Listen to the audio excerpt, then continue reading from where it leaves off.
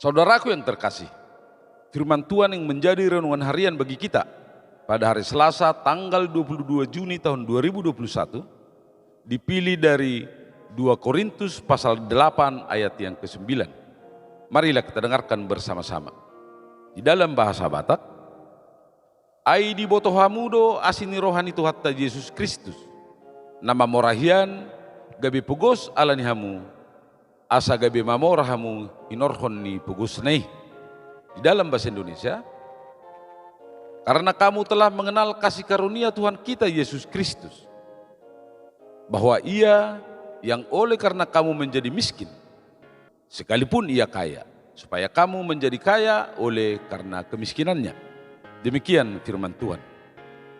Berbahagialah orang yang mendengarkan firman Tuhan serta memeliharanya. Amin. Saudaraku yang terkasih, judul perikop dari nats pembacaan kita adalah pelayanan kasih. Di dalam perikop ini Rasul Paulus mendorong jemaat Korintus untuk hidup di dalam kasih dan mewujudkannya dengan membantu saudara-saudara seiman di Yerusalem yang sangat membutuhkannya.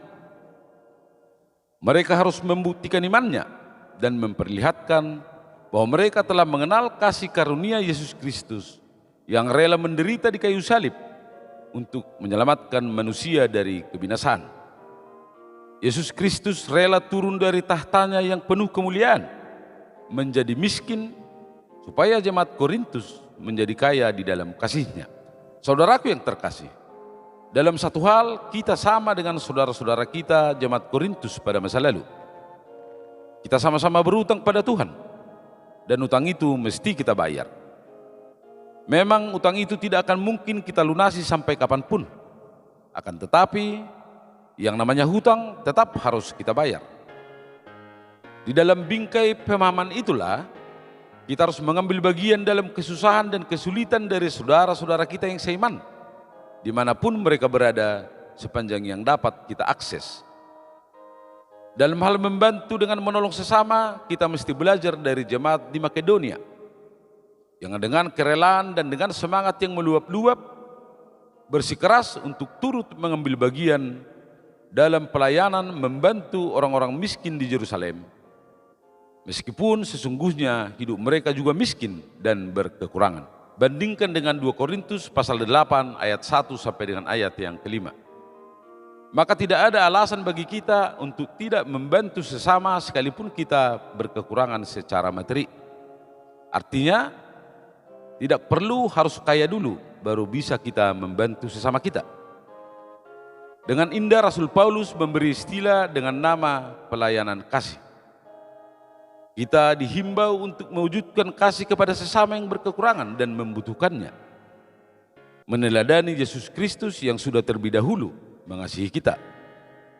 Ukuran kekayaan dalam hal ini bukanlah kaya secara materi, melainkan kaya dalam kasih dan kaya di dalam kemurahan. Marilah kita berdoa. Terima kasih Tuhan atas firman-Mu hari ini. Kami sudah menikmati kasih-Mu di dalam hidup kami. Ajarilah kami untuk mengasihi sesama kami dan menjadi saluran berkat bagi orang yang membutuhkannya. Amin. Kita akhiri pembacaan firman ini dengan bernyanyi dari buku Ende nomor 363 ayat yang ke-8.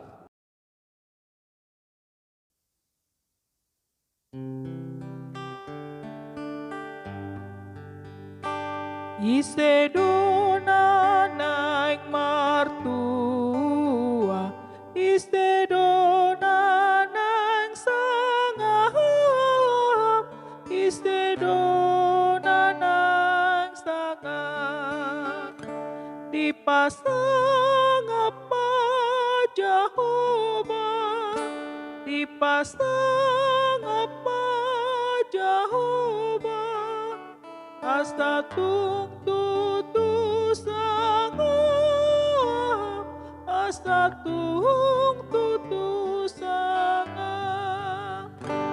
Isedona naik mamora, Isedona naik sonang, Isedona naik sonang.